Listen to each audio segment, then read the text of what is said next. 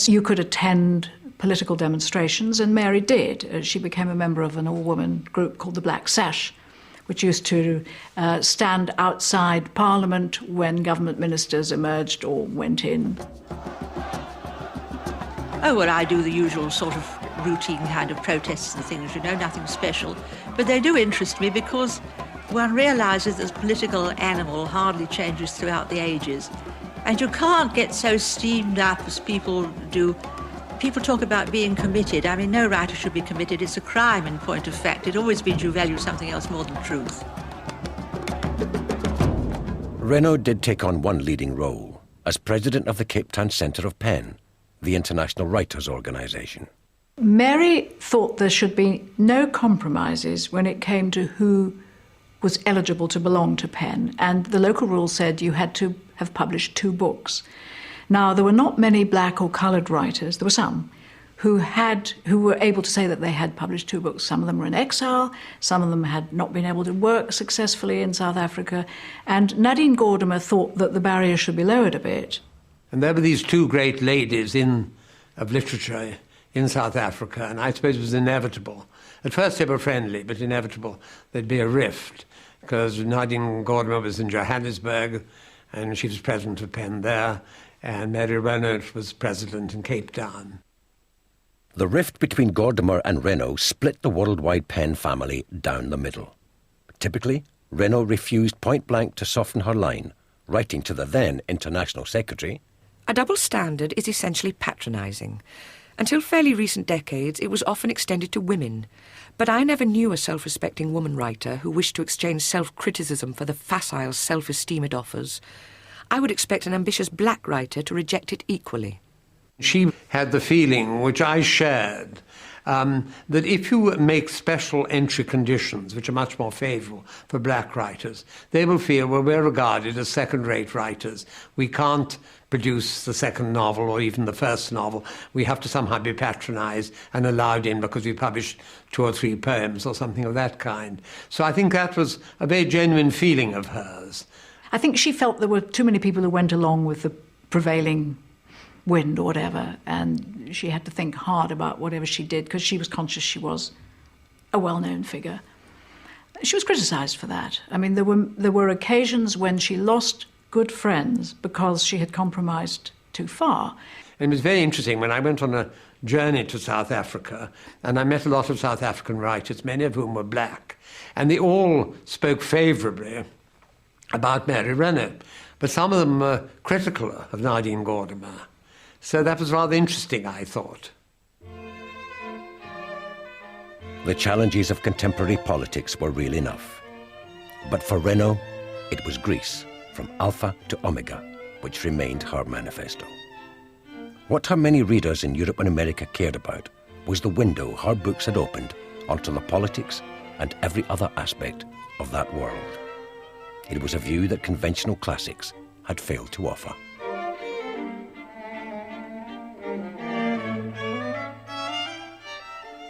Renault was writing at a time when the study of classics, which had previously been the backbone of British education, was in a state of precipitous decline. And in extent, she moved in to fill the gap. Her novels were letting people who knew that Greek culture was important, that it mattered, but they hadn't had a chance to study it formally. Her novels gave them the opportunity to read about it.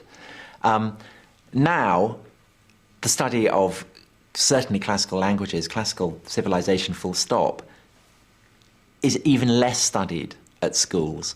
Over the past 30 years, probably, the bottom has completely dropped out of it.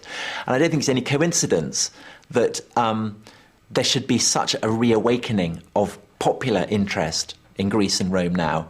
If the story of classics in the 20th century has been of a move from an essentially linguistic emphasis to an essentially archaeological emphasis on material culture, Mary Renault is quite a pivotal figure. It's interesting that all of Mary Renault's Greek novels are still in print. I don't think any one of them has ever gone out of print. They keep being read. They are read by young people who today are interested in going into archaeology. They're recommended by sixth form teachers for those people who want to read classics or are considering a career in ancient history. I read her books when I was 13 or 14. And as I read them, I made a promise to myself that I would travel to these extraordinary lands that I was reading about, to Egypt, to Turkey, to Greece, to Sicily. And that's what I did. When I was 16, I set off on my own to Italy with Mary Renault in my knapsack and discovered the ancient world through an appreciation of the landscape. And there probably is a kind of direct line to what I do now, in that when I write, I always try to understand history within the context of the landscape. And if I make television programmes, obviously I travel to the places. So I think, without a shadow of a doubt, it was Mary Renault that sparked that interest. It is striking that since Mary Renault, we haven't seen anyone else like her. We've not seen novels like those. And I do wonder whether, in part, that's because of the scale and the overwhelming success of her achievement. The way that her novels have been embraced as a true or true enough portrayal of ancient Greece, but also as about the best kinds of story you can tell about it. They are replete with fantastic stories, extraordinary names, amazing events, all of which float around dimly in the brain. But people want to be told them, people want to know about them. And if they can't get them through the education system, then they're going to get them through books, through novels, through film adaptations, through TV programmes, through whatever. Mary Renault died in 1983. By then, cheaper travel and increased leisure had combined to overrun the very monuments whose pristine solitude had so impressed her in the 1950s. Our modern world is probably more familiar with the ancient world than at any time since the ancient was itself modern. We are also learning to acknowledge other great civilizations, from the Muslims to the Mayans. For most Europeans, though, it is the Greeks who are still the source material. Familiarity, however, does not bring the stones to life as Renault did. She gave them voice. But for her, they might not speak so clearly to us now. Well, I would like, first of all, for them to say that I got it right. I mean, that the things that I put in, the things that really happened. And, of course, that I made the right guesses where I didn't know. Apart from that, I would want people to think, that I was on the right side. I don't mean politically, I mean humanly speaking. Because there's a lot of stuff being written now where you feel people are deliberately on the wrong side. I mean, you can't sweep human cruelty and evil under the carpet, you've got to tell people it's there.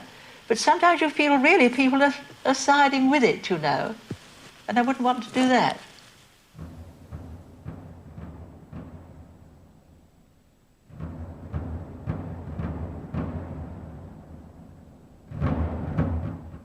Stay with us for a year of rehearsals and an extraordinary performance of The Tempest by lifers at an American high-security prison.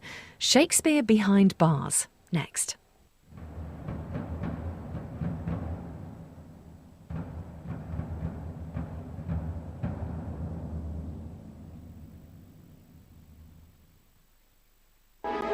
From the writer of Brokeback Mountain, an epic tale from the Wild West, a time of